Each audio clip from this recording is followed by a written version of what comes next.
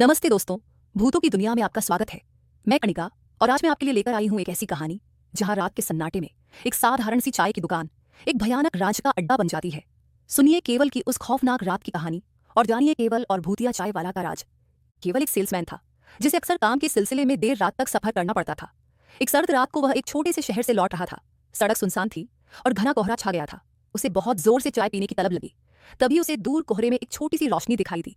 पास जाने पर उसने देखा कि वह एक पुरानी छोटी सी चाय की दुकान थी जो सड़क के किनारे अकेली खड़ी थी। केवल ने अपनी गाड़ी रोकी और चाय पीने के लिए दुकान की ओर बढ़ा। दुकान के अंदर एक बूढ़ा आदमी बैठा था जिसने एक पुरानी मैली सी धोती और कुर्ता पहना था। उसका चेहरा अंधेरे में ठीक से दिखाई नहीं दे रहा था, पर उसकी आंखें अजीब सी चमक रही थीं। केवल ने चाय का ऑर्डर दिया। बूढ़े चाय वाले ने बिना कुछ कहे एक पुरानी केतली से चाय बनाई और उसे दे दी। पहले तो सब सामान्य लगा। केवल ने गर्मा गर्म चाय पी जो सरप्राइजिंगली बहुत अच्छी थी, पर जैसे ही उसने चाय का आखिरी घूंट लिया उसे लगा जैसे हवा में एक अजीब सी मीठी मीठी गंध फैल गई हो जो उसे बेचैन कर रही थी। उसने पैसे देने के लिए हाथ बढ़ाया, तभी उसे लगा जैसे बूढ़े चाय वाले का हाथ बहुत ही पतला और ठंडा है, जैसे किसी कंकाल का हाथ हो। केवल ने हिम्मत करके पूछा, बाबा, इतनी रात को आप अकेले यहाँ दुकान चलाते हैं, डर नहीं लगता? बूढ़े चाय वाले ने कोई जवाब नहीं दिया, बस एक धीमी घिसी हुई हंसी हंसा।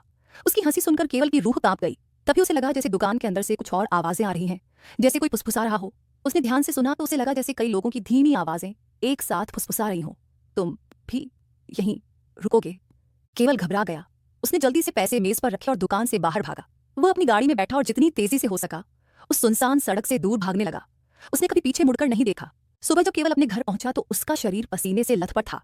उसने अपनी जेब में हाथ डाला तो उसे एक पुराना मुड़ा हुआ सिक्का मिला जो सदियों पुराना लग रहा था।